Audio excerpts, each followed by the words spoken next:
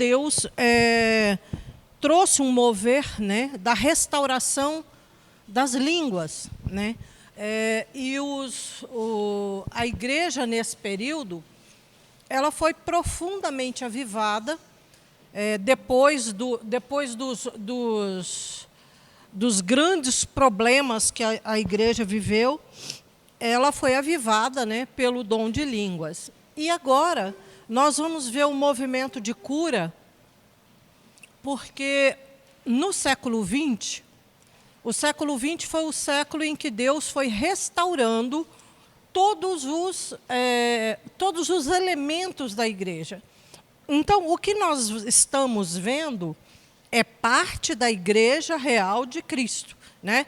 O dom de línguas, o dom de cura, os milagres. Então, isso tudo faz parte da igreja do Senhor, né?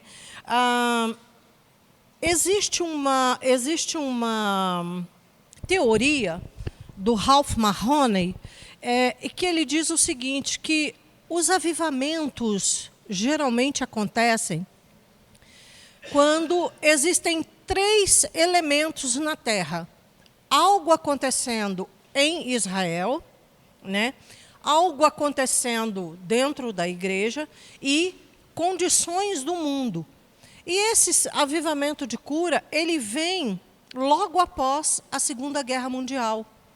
Então, a impressão que se tem é que quando o mundo é comovido por algum evento muito catastrófico, então o Senhor manda um avivamento na igreja, tá? E esse que nós vamos trabalhar hoje, as campanhas de cura, creio que na nossa geração, nós ainda não vimos nada tão poderoso, milagroso, como esse mover de curas, né, mais ou menos na metade do século XX. Então, o que nós vamos ver hoje é a vida de homens que Deus trabalhou, né, pessoas comuns que Deus trabalhou, e isso é a nossa grande esperança e a nossa grande expectativa, porque Deus não pega estrelas, né? Deus pega gente como nós, graças a Ele por isso. E nós vamos começar vendo essa campanha, esse movimento de cura, que foi de 47 a 58, a primeira pessoa, né, que nós vamos trabalhar, o William Branham. Esse momento da igreja, o pentecostalismo havia esfriado. Então, assim, parece que quando a igreja esfria, então os males se projetam no mundo, né? E muitos desses avivalistas, eles eram pastores de denominações e que receberam curas extraordinárias. Eu quero começar com a história do William Branham, porque, para mim, a história dele é algo monumental, né? Esse movimento de cura, ele está associado a um outro movimento que aconteceu no Canadá, que é chamado de chuva serôdia. Nós vamos ver no segundo horário. Então, esse primeiro horário, nós vamos trabalhar essa questão das curas. O Branham é uma pessoa extraordinária, é alguém com uma história muito, muito interessante. Ele nasceu num lar extremamente pobre, ele era o filho mais novo de uma família relativamente numerosa, e ele nasceu em 1909, no Kentucky, nos Estados Unidos. E o pai dele era lenhador. Mas o pai dele, além de lenhador, era um homem que bebia muito, muito. Tanto que ele chegou a construir um alambique de uísque na propriedadezinha que eles tinham. E o William, como era o mais novo da casa, era ele quem pegava água no rio. Eles moravam numa propriedade rural, tipo uma chácara, e o William tinha que ir até o rio pegar água para esse alambique e pegar água para abastecer a casa para a mãe dele. E ele tinha 6 anos quando ele fazia isso. Então, ele descia até o rio, pegava 2 baldes de água, trazia. Então, há histórias diferentes e controversas desse período da vida dele. Há quem diga que ele só ajudava a mãe, e há quem tem escrito que ele também fornecia água, era ele que levava água para o alambique do pai. Né? Então, esse garoto, ele era muito franzino. Com 6 meses de idade, o pai dele saiu para caçar, porque eles viviam de recursos naturais. O pai dele saiu para caçar e um vizinho percebeu que não havia movimento na casa. E ele sabia que a esposa daquele homem estava com um bebê recém-nascido. E ele viu que não tinha movimento, neve caindo, muito frio. Ele chega na casa, bate, né? Ninguém atende. Ele então imagina que já estejam todos mortos. Ele arromba a porta e a mãe do William e ele estavam morrendo congelados, sem roupas de frio, com fome já há alguns dias. E ele então socorre, ele salva essa família. E esse é o primeiro milagre que o William Branham recebe. Né? Então, às vezes a gente pensa assim, não, para eu servir a Deus eu tenho que ter uma vida boa, eu tenho que estar bem, eu tenho que estar com tudo. Não, Deus pega os improváveis mesmo, assim como nós. Né? E nesse período, voltando então, né, à questão do Branham, ele estava carregando água do rio para a mãe dele, e entre a casa deles e o rio tinha uma árvore muito frondosa. Quando ele está trazendo os baldes de água, ele viu um movimento estranho na árvore. Era um redemoinho que pegava só um pedaço ali daquela árvore, uma parte da árvore. A árvore parecia com uma coloração diferente, e à medida que ele foi chegando perto, uma voz falou com ele.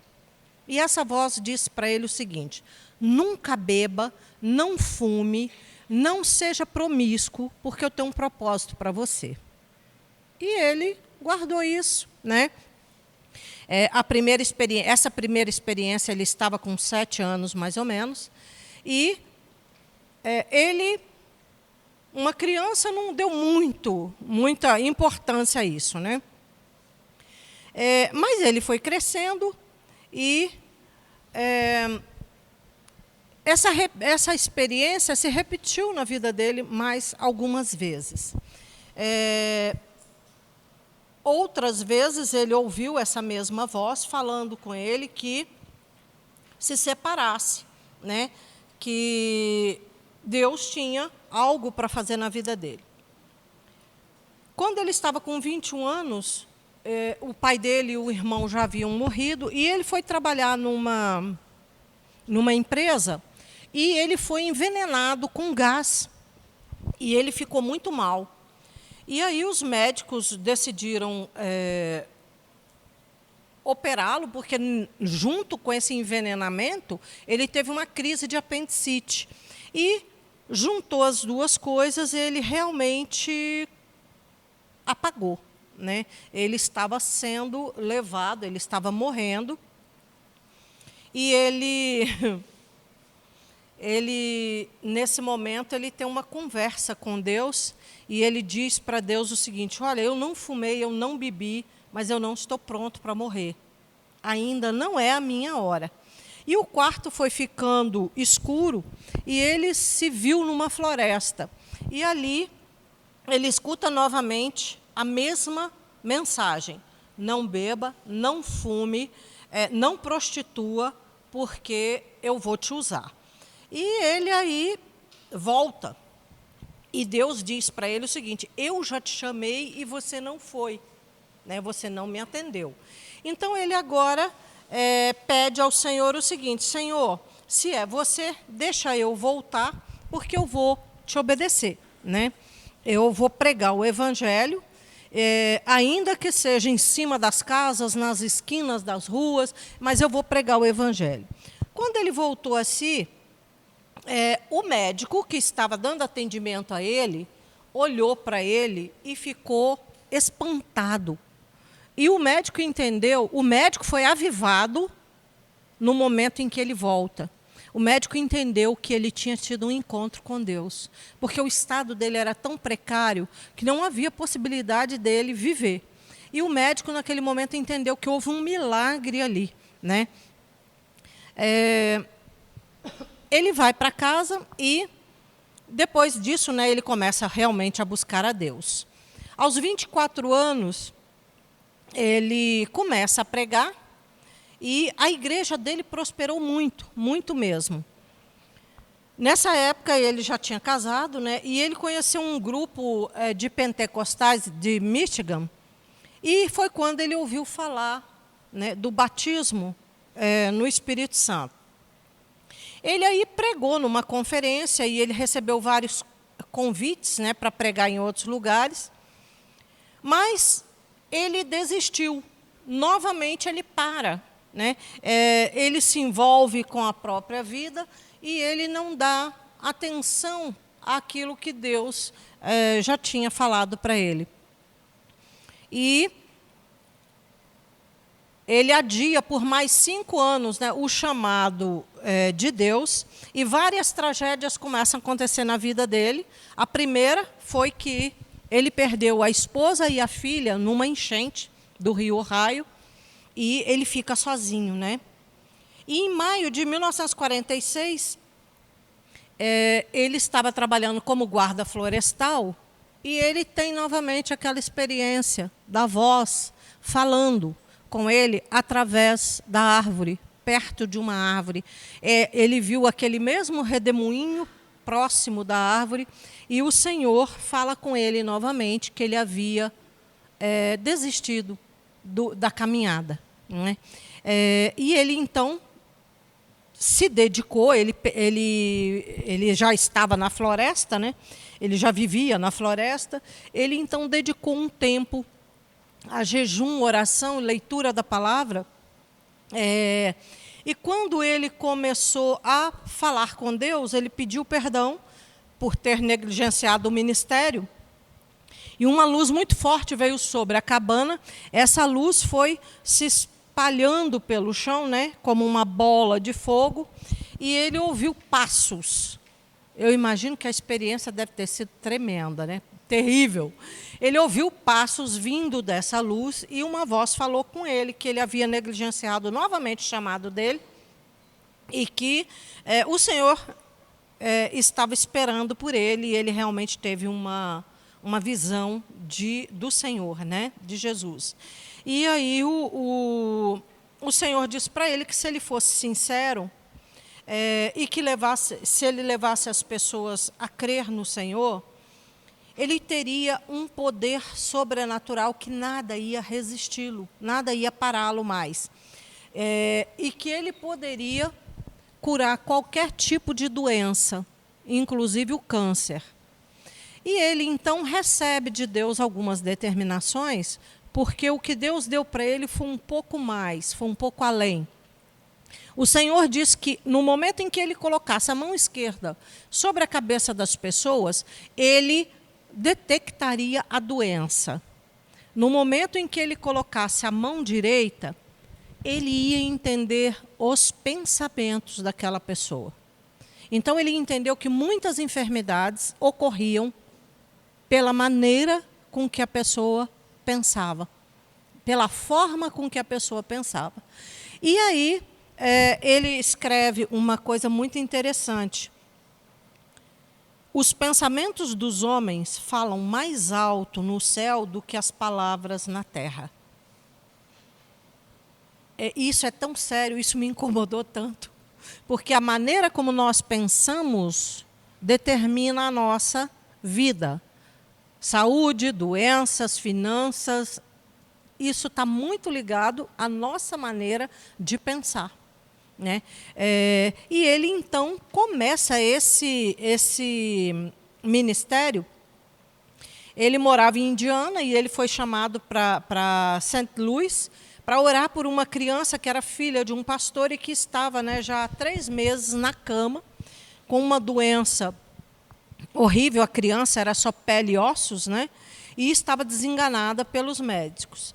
E, após várias horas de oração, ele recebeu uma orientação específica sobre a cura, e isso foi muito propagado na cidade. E, por causa dessa cura, ele começa a fazer as campanhas. Então, ele vai sendo convidado nas cidades, ele vai fazendo campanhas de cura, pregações, né? E ele não fazia publicidade, ele não precisava fazer publicidade. Nas cidades onde as igrejas ficavam sabendo dele, reuniam e chamavam, né? E as campanhas de cura dele foram muito, muito, muito tremendas. Tem vídeos na internet sobre essas campanhas de cura. É interessante que a gente sente a presença do Espírito Santo no vídeo até hoje. Quantos anos Branham está morto e a gente sente a vibração dele, o poder da cura nas pregações dele. E ele curou muitas pessoas de muitas coisas, né? Cegos, surdos, paralíticos, mudos. E ele chegou a ressuscitar mortos. O ministério desse homem foi algo poderosíssimo, tremendo, tremendo, tremendo. E dizem que muitas vezes, quando o anjo chegava para direcionar, né, o anjo dava visões tão detalhadas a ele do que estava acontecendo com as pessoas, exatamente como Deus havia mostrado que ele veria. Ele veria a enfermidade e que ele entenderia os pensamentos das pessoas, né? Então, ele não curava só o corpo, ele curava a alma das pessoas também, porque ele revelava a forma de pensar e a forma de agir daquela pessoa que estava atraindo doenças para a vida dela.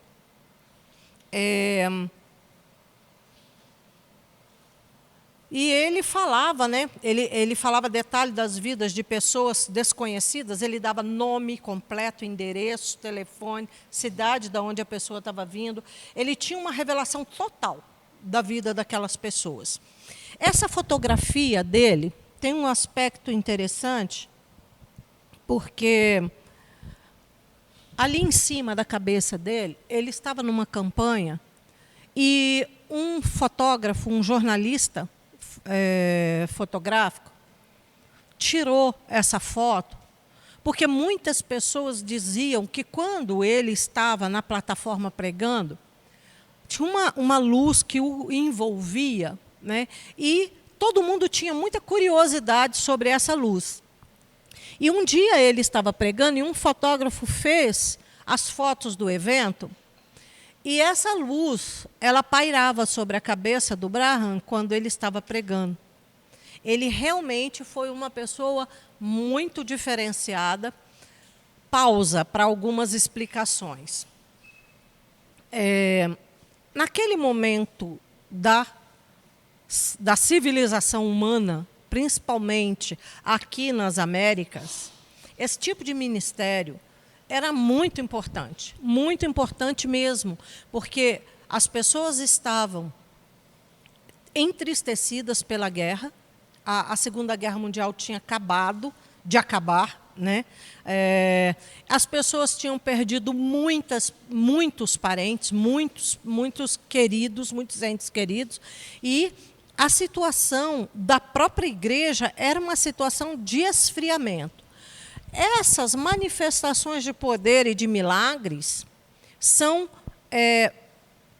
liberdades de Deus, né? Esses avivamentos ocorrem para fazer com que as pessoas voltem a crer, né? Voltem a se entusiasmar com a presença do Espírito Santo e com a presença de Jesus, né? Então, essa foto, ela correu o mundo, né?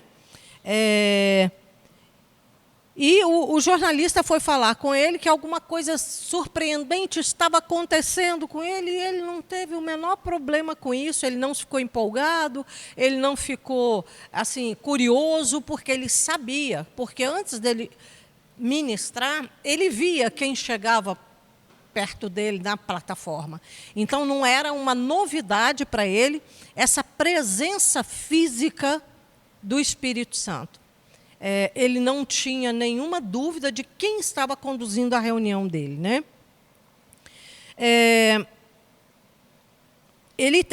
Essa foto dele tem não só essa, mas várias outras em que ele é fotografado com uma luz cobrindo o corpo dele todo, né? Aí o que acontece? Apesar de muito usado por Deus, o Branham, aconteceu uma coisa que é possível acontecer com muitas pessoas. À medida em que essas campanhas iam acontecendo, havia muito dinheiro envolvido. E ele, obviamente, ficou numa situação financeira muito boa. E, a partir daí, o ministério dele começa a despencar, porque ele se torna uma pessoa exigente. Ele começa a exigir coisas para ir aos lugares, ministrar o dom de Deus. Né? Então, ele começa a fazer reivindicações exaltadas, absurdas, né? A respeito não só dele, mas ele começa a pregar algumas heresias. Ele começa a se adiantar ao Espírito Santo. E isso vai trazendo para a vida dele algumas consequências, né? Ele começa a ter visões proféticas, a falar, a pregar sobre o fim dos tempos, e, particularmente, isso não era o que Deus tinha para ele. Deus havia dado a ele um ministério de cura, de milagres, e não profecias, né?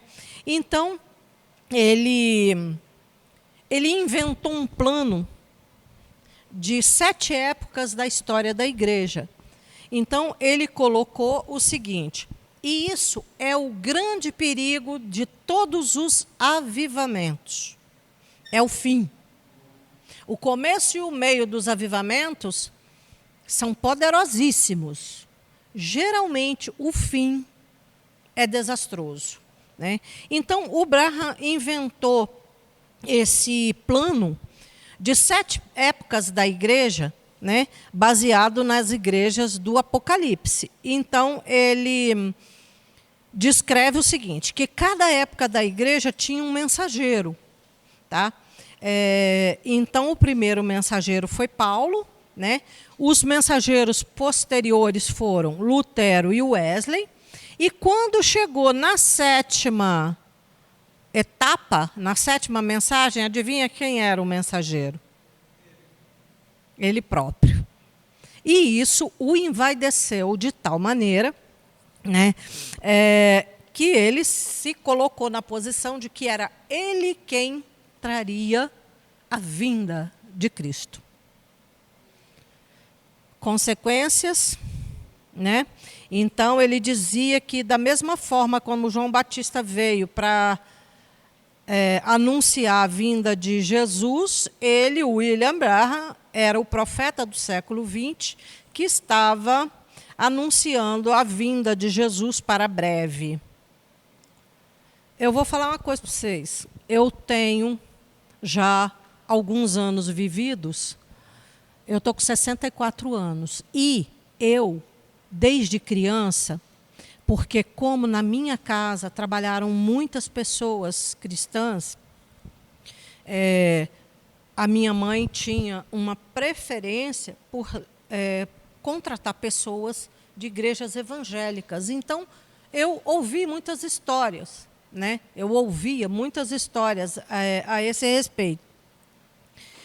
E ouvi muito sobre fim de mundo. Eu tinha um medo terrível, porque em todas as épocas essa mensagem apocalíptica é pregada com muita ênfase.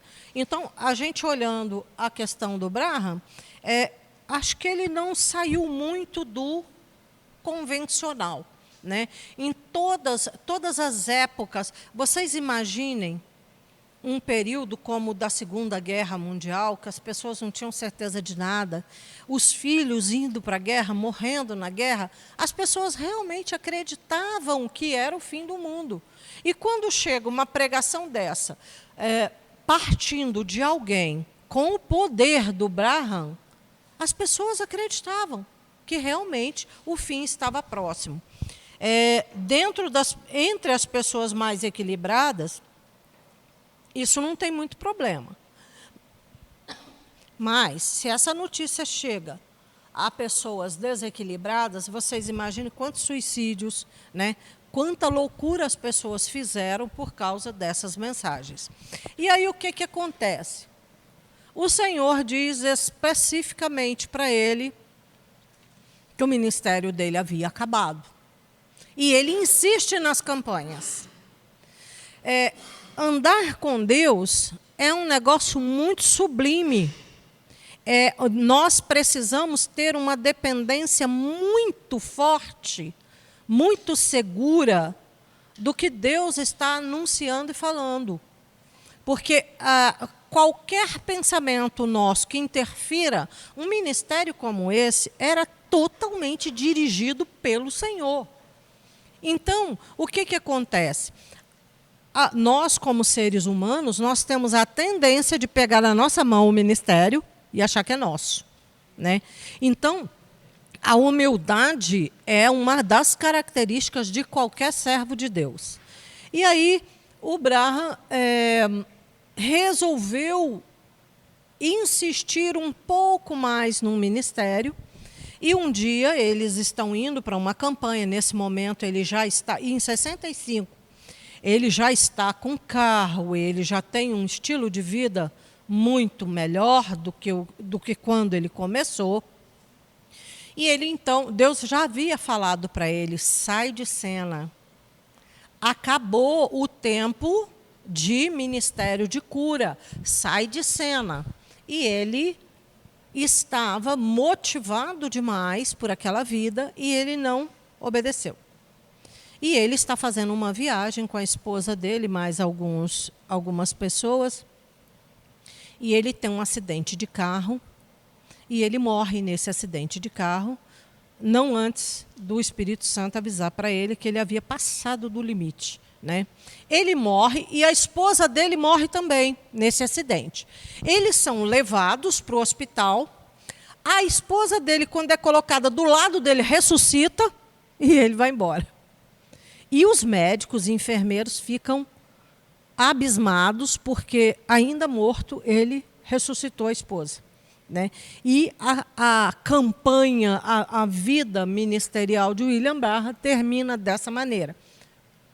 Era necessário? A gente não sabe, a gente não pode alegar que Deus precisava removê-lo dessa forma, mas é o que a história conta, né? Após ele, nos anos 40 e 50, né, vários outros ministérios influenciados pelo ministério do Brahman se levantam. Um deles é o de Oral Roberts, né?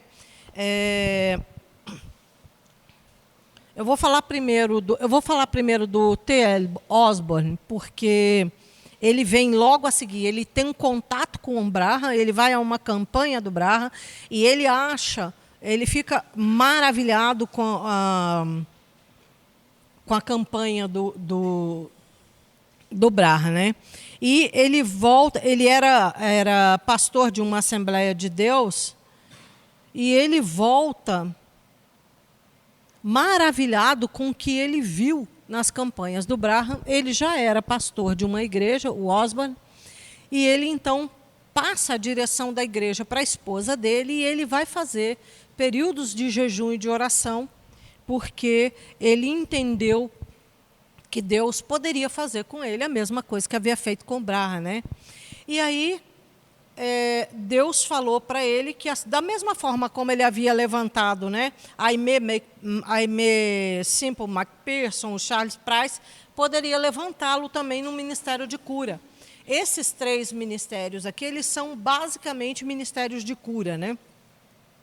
E nesse momento, o Osborne recebe ajuda do do Gordon Lindsay, e ele, então, se lança num ministério independente de evangelismo, porque, de um modo geral, esses ministérios eles não podiam ter igreja sob a responsabilidade deles, porque eles viajavam muito.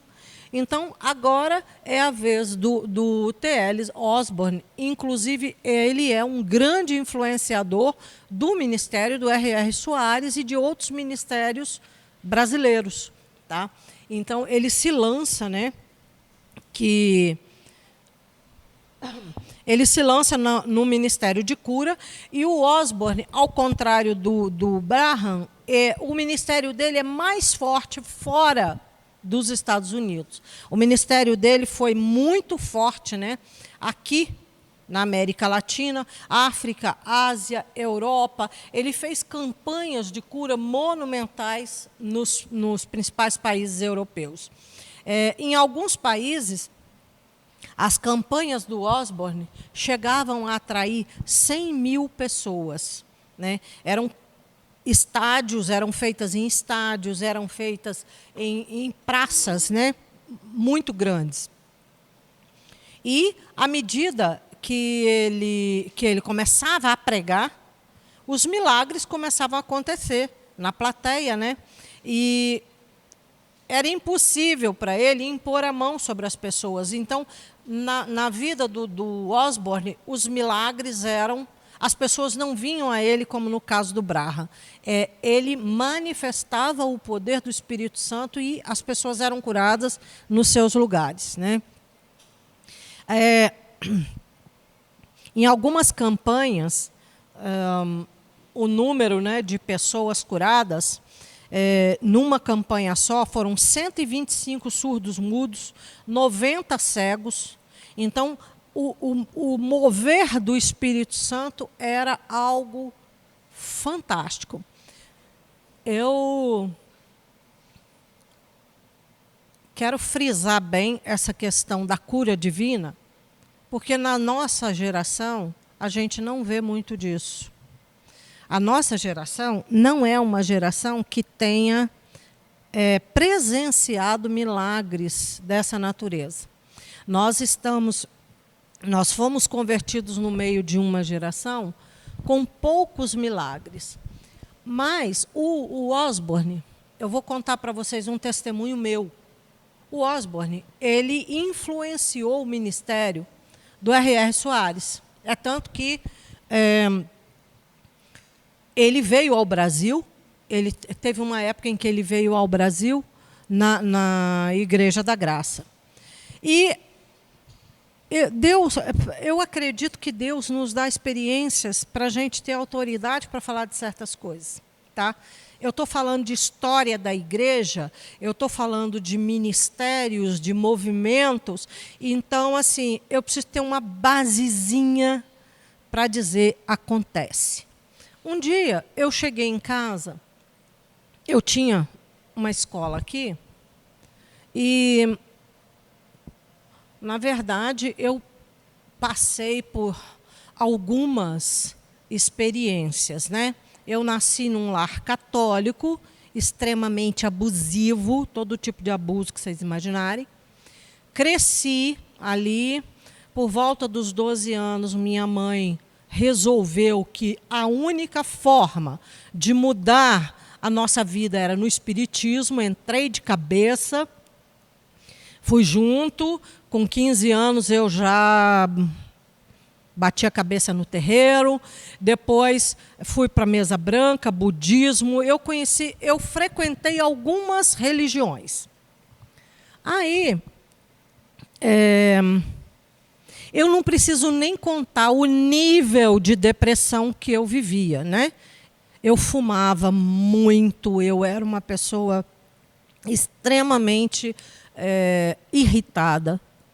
E um dia eu chego da escola, em casa, e quando eu sento no sofá, está passando o programa do R.R. Soares.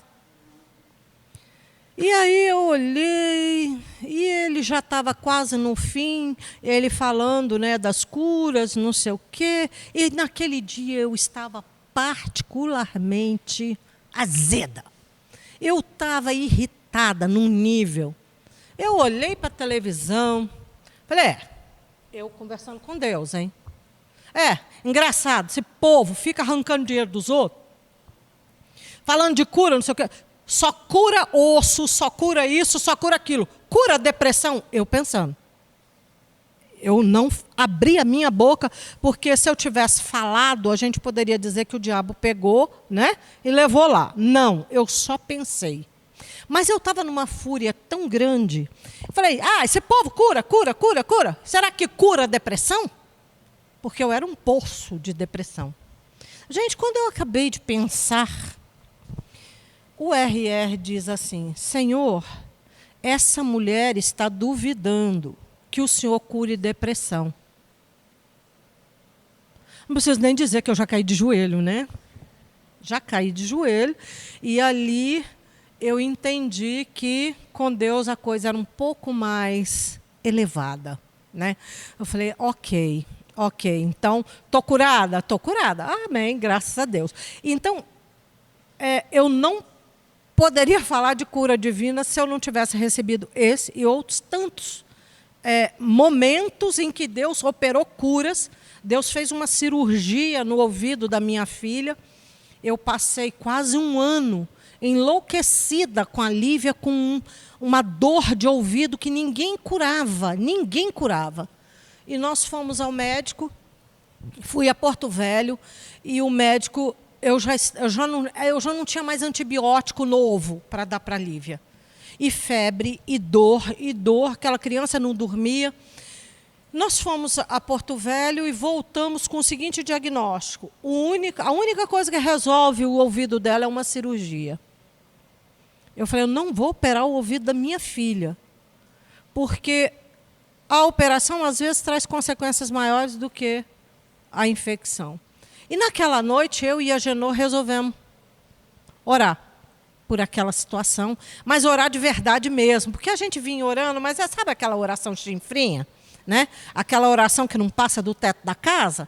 Naquela noite, diante da perspectiva de uma cirurgia, nós realmente ajoelhamos e pedimos, né? Senhor, nós queremos a cura da Lívia, a libertação dela, ela é tua, ela foi consagrada no teu altar, tá? E fomos dormir. E o que me encantou é que naquela noite Lívia não chorou. No dia seguinte, quando eu vou tirá-la da caminha, tinha alguma coisa no travesseiro dela, uma bola de pus, de cera, de sangue, tinha caído do ouvido dela. E aí, eu não sou muito crédula. Aí eu fiz uns testes com o Senhor, né? A partir dali, Lívia foi fazer natação, Lívia nunca mais teve dor de ouvido. E aí o Lucas era bem pequenininho, tinha por volta de 2 anos, e eu falo isso porque eu não posso falar de uma coisa como essa sem crer em cura divina. O Lucas tinha uns 2 anos e eu vi, assim, uma bolinha começou aqui nas costas do Lucas e aquilo foi se transformando numa impinge. Vocês conhecem impinge? E aquilo foi crescendo. E eu falei, meu Deus, deixei um recado, né? Falei, a Genô, nós precisamos levar Lucas ao médico, porque em 3 dias aquilo tomou uma proporção muito grande. Falei, gente, mas que isso? De uma hora para outra, assim, isso aparece nas costas do Lucas? Aí, na hora, eu entendi. Ora, falei, orar? Mas isso é um eczema, tem que passar pomada. E o Senhor disse, ora. Falei, tá bom, Senhor. Gente, eu nunca orei mais sem fé do que como naquele momento. Falei, tá bom, nós vamos orar. Já liguei para a Genô, se não curar, eu vou levar para o médico. Aí tá.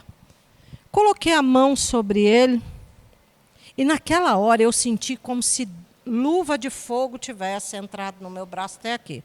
Eu não falo isso para minha glória, não. É porque eu precisava experimentar essas coisas, porque eu não poderia falar nada a respeito desses milagres se eu não tivesse visto, provado na minha carne. Aí eu coloquei a mão sobre as costas do Lucas, parecia que eu estava com luva de fogo. Falei, ok, Senhor, então o Senhor cura, em nome de Jesus, amém. Ai, gente, mas eu não confiava. E eu fiquei 3 dias procurando as costas do Luca para ver se estava curado. Aí, no segundo dia, aquilo estava seco. No terceiro dia, só tinha uma mancha branca. Ai, milagre pela metade? Eu falei, Senhor, e essa mancha vai ficar? Ele falou, não, é só para você crer. Agora a mancha vai sumir também. E sumiu. Então, cura divina é algo que falta nos nossos dias. Os hospitais estão cheios, as pessoas estão sofrendo, porque a nossa fé está levemente baqueada, né? Então,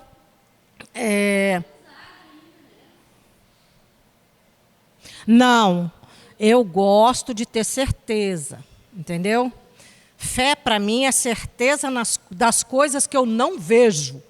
Entende? Eu não podia deixar passar, porque senão eu realmente não. Se eu passasse uma pomadinha, se aquilo permanecesse, eu passasse uma pomadinha, qual seria o crédito do Senhor na situação? Então a gente tem que ir até o fim, né? Ou eu vejo, né? Fé tem que ser vista. Não sejam malcriados, ok? Mas eu precisava daquilo porque eu realmente não acreditava em nada. Basicamente, né? Porque se ele não tivesse feito rápido, eu já ia levar o menino para o médico e ia dar crédito para quê? Para pomada, né? Com certeza, a pomadinha é que seria o milagre. Mas Deus queria me mostrar que ele ainda faz. E ainda mais quem, né? Ele precisava provar mesmo. Aí, Oral Roberts, ele foi também um significativo ministro de cura, né? Ele se converteu aos 17 anos e, nesse mesmo momento, ele foi curado. Ele foi curado e ele, então, entendeu que era Jesus que o havia curado. E ele aí, com 17 anos, se torna, né, pregador de uma igreja, Holiness. Eu tenho falado nesse nome de igreja. As igrejas Holiness,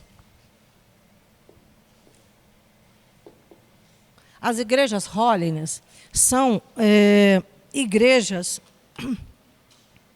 principalmente, aqui no Brasil já existem congregações Holiness, mas elas são principalmente igrejas que surgiram no Japão e que foram trazidas. Elas foram criadas no Japão por missionários americanos, e elas foram trazidas para o Brasil pela comunidade japonesa. E aqui no Brasil existem igrejas Holiness, principalmente na região de São Paulo. E o Oral Roberts converteu, né, numa igreja Holiness nos períodos de 1935.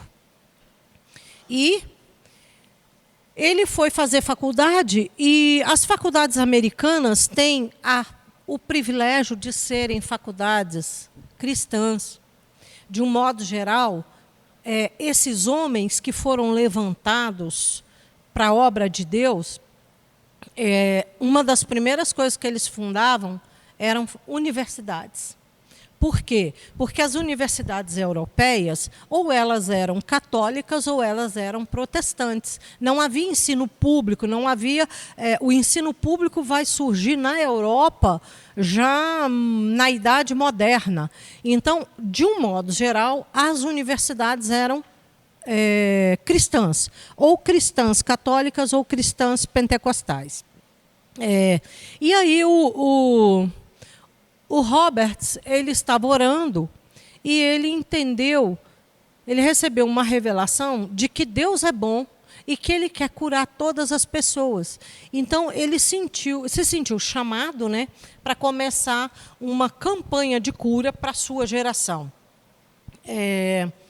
Mas, durante muito tempo, ele ficou preso no ministério dele em Oklahoma, até que ele começou a ministrar só sobre cura, né? Ele saiu dali e começou a ministrar sobre cura.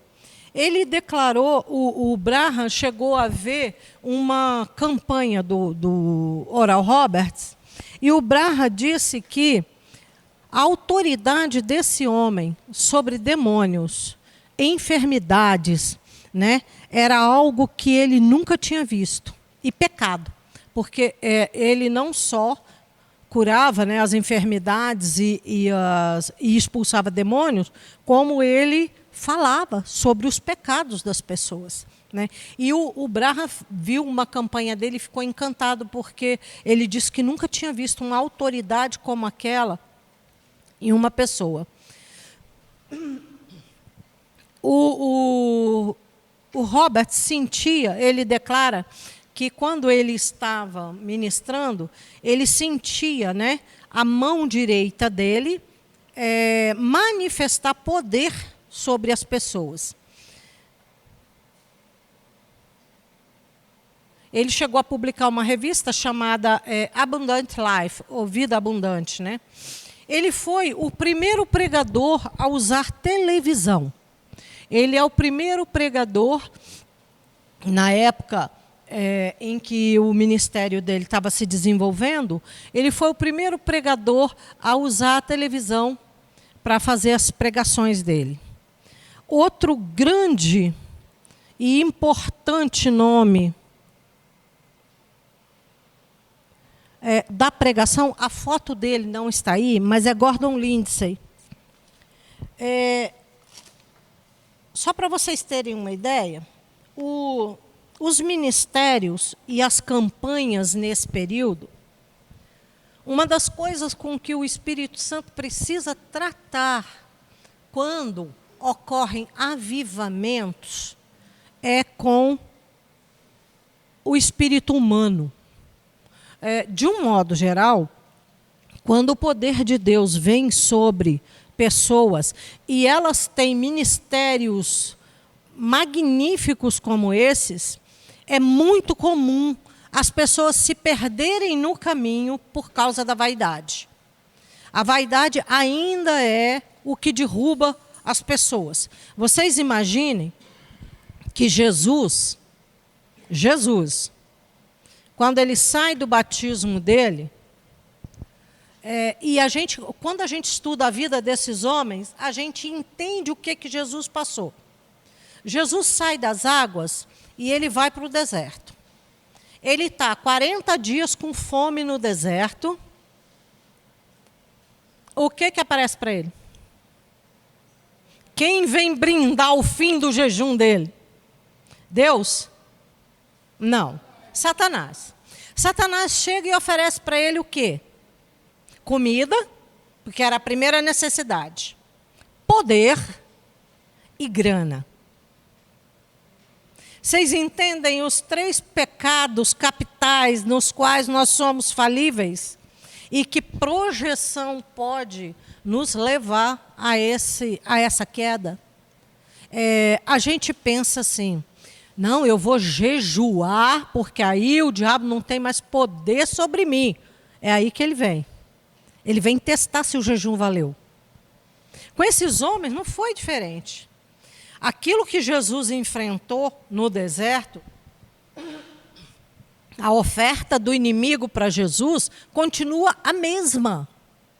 Onde esses homens perderam a unção? Na fama, na grana, na projeção, né?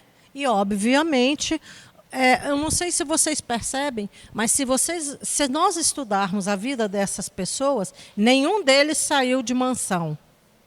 Todos eles vieram de classes humildes, de uma categoria social menos elevada. Esses homens foram levantados em ministérios pelo poder de Deus e a vaidade deu uma rasteira.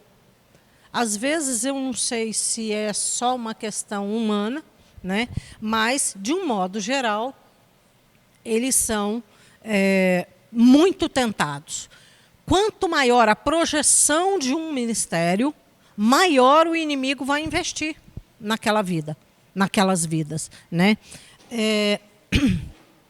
Então, o Roberts, ele vai para a televisão. Na verdade, ele não tem um histórico de que ele tenha escandalizado, nada disso, né? E ele na época, o Gordon Lindsay, eu falei dele, eu gostaria muito de sugerir a todos. Tem 3 livros que são essenciais para qualquer cristão, e eu só trouxe um, né? Só trouxe um deles. Esse aqui fala do ministério carismático. O Gordon Lindsay, ele é levantado por Deus nesse período em que o mover de curas está bombando. O nome do livro é Ministério Carismático. Gordon Lindsay, ele é vendido na Igreja da Graça. A biblioteca da Igreja da Graça vende esse livro. É um livro antigo, editado, né? O Gordon Lindsay escreveu na década de 40, mas eu nunca vi nada mais atual. Vocês sabem uma coisa que derrubou muito esses evangelistas, esses homens fabulosos? O dinheiro. O Branham, ele teve um ministério riquíssimo, e ele é pego justamente nessa questão, o dinheiro. O Gordon Lindsay, nesse livro aqui, ele faz um estudo profundo sobre características dos ministros, como um ministro de Deus deve se portar. E tem ele fala de jejum, e ele fala de uma coisa que a gente não dá muita atenção, apesar da insistência do Irani, aproveitando que ele não está aqui, vamos falar dele, da insistência do Irani em nós aprendermos sobre dinheiro. Eu não sei quanto a vocês que são mais novos, mas eu fui criada numa atmosfera em que dinheiro era maldição. Quem tinha muito dinheiro era ladrão. A pessoa tinha dinheiro porque era ladrão, porque roubava, porque fazia maus negócios. E aí, muitos desses homens perderam grandes ministérios por não saber administrar. Nós não estamos aqui fazendo um curso de teologia ao acaso. Vai chegar o momento em que Deus vai nos enviar. Igreja é uma empresa, tá? Igreja funciona como empresa, tem entrada, tem saída, tem despesa. E o Gordon Lindsay vem no meio desse mover, do meio desse avivamento, para falar exatamente disso. Porque esses homens levantados por Deus não sabiam administrar dinheiro. Não tinham a menor noção do que entrava e saía dos seus ministérios. Eles não tinham cálculo de finanças, não tinham a menor noção de finanças. E o ministério do Lindsay é justamente organizar essas coisas. Eu vou dizer para vocês uma experiência. Quando a gente vem para Jesus, nós temos o hábito. Eu não sei se os mais novos já estão educados e treinados nessa área, mas eu bati muita cabeça. Quando nós somos trazidos a Jesus, a nossa impressão é o seguinte: ok, os céus se abriram sobre mim, cuida, Senhor, cuida. E aí a gente não sabe por que está devendo cartão, por que está... Eu já vi gente dizer, o Senhor supre. Olha, isso é sério. O Senhor supre, graça, bênção, mas dinheiro você tem que correr atrás. E tem que saber administrar. Dinheiro é um bem que Deus nos dá para nós ajudarmos as pessoas. Não é nosso. Então, embora ele seja um papel, ele seja uma moeda, o poder do dinheiro é só comparado ao de Satanás. Não tem nada igual, nem mais devastador do que dinheiro. E dentro da igreja a coisa fica muito mais séria. Um ministério mal administrado é falência, é prejuízo, é vergonha para o nome de Jesus.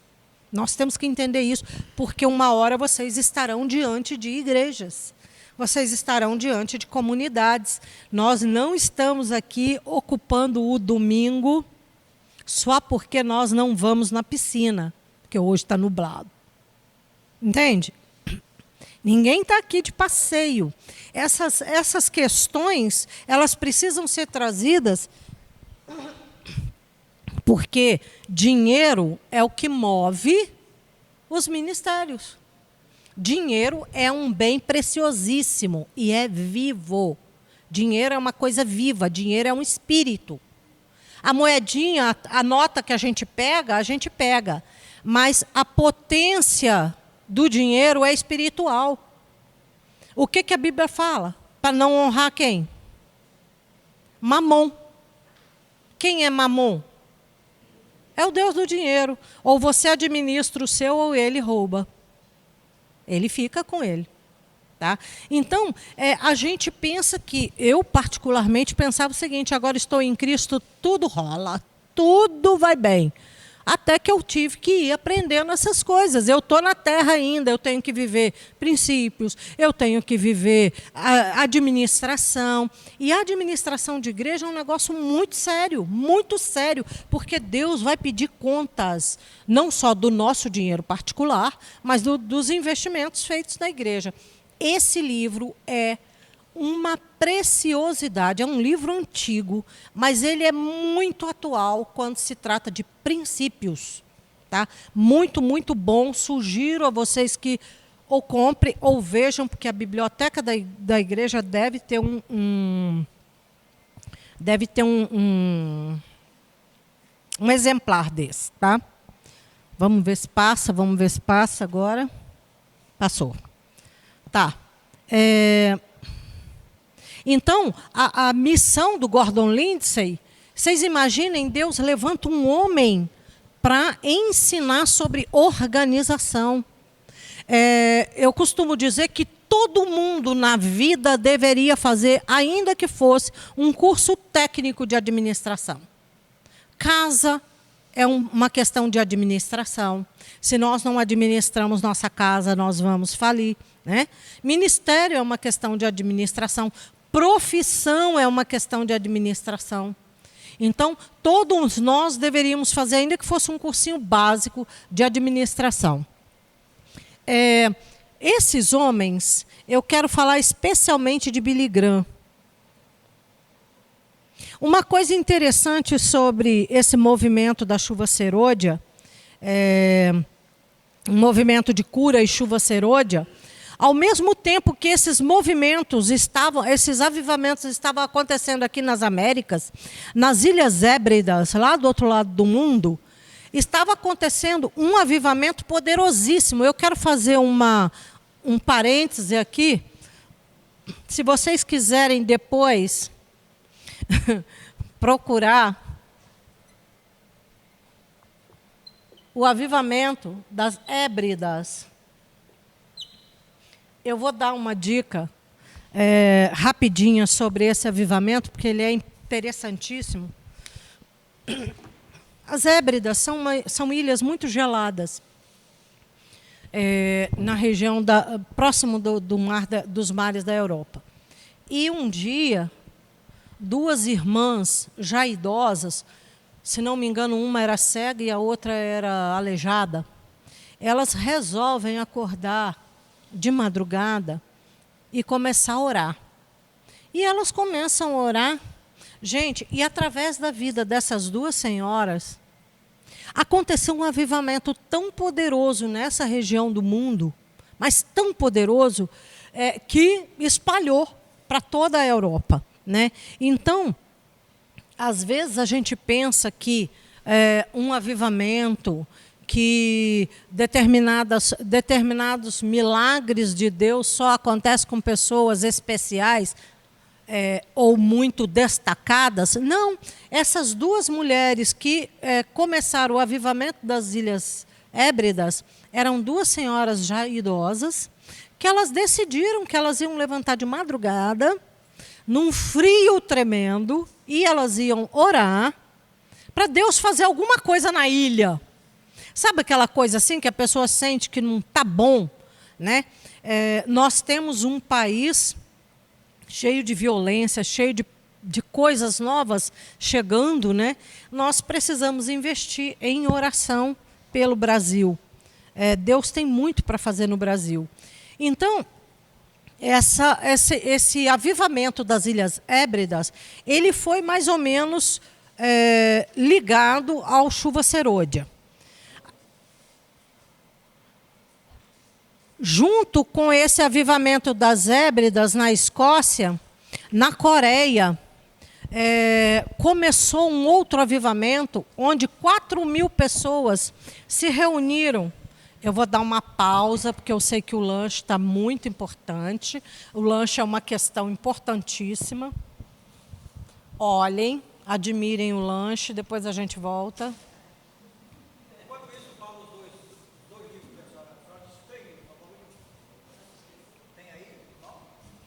Não, posso mandar no e-mail. Mando no e-mail da turma, tá? Memória é para poucos. Você tem que lembrar disso. Então, nesse meio tempo, tanto nas Ilhas Hébridas como na Coreia, estão acontecendo despertamentos. A Igreja da Coreia é uma das maiores do mundo. O número de cristãos na Coreia é algo excepcional, é algo monumental. Nesse período, nos Estados Unidos, está surgindo uma figura essencial ao evangelismo, o Billy Graham, né? Embora Billy Graham não tenha exercido o ministério de cura, ele se destacou no século XX como o maior evangelista de todos os tempos. É uma pessoa imbatível, em termos de integridade. Quando ele morreu, a filha dele disse que ele realmente viveu tudo que pregou. Nossa, vocês já imaginaram? Um filho seu dá testemunho, meu pai foi o que ele pregava. Ou seja, ele foi um homem de Deus íntegro. Ele foi conselheiro de quase todos os últimos presidentes dos Estados Unidos. Ele era uma figura potencial nos Estados Unidos. Os presidentes não tomavam certas decisões sem chamar Billy Graham. Ele era vamos dizer assim, o pastor da Casa Branca. Ele tem uma referência de integridade fora do comum. Quem conheceu esse homem, o Irani, na década de 70, o Irani era recém-casado, eu estou falando dele, ele não está aqui, mas não tem problema não, vou falar bem. Na década de 70, ele era recém-casado, ele conta que ele pegou um fusquinha que tinha e vazou de Goiânia para o Rio, para ver uma campanha do Billy Graham no Maracanã. Esse homem encheu o Maracanã e não era dia de futebol. O Maracanã estava lotado num dia, numa campanha do Billy Graham no Rio de Janeiro, né? E o Irani estava lá, ele foi ver o Billy Graham. Ele foi o maior evangelista de todos os tempos, né?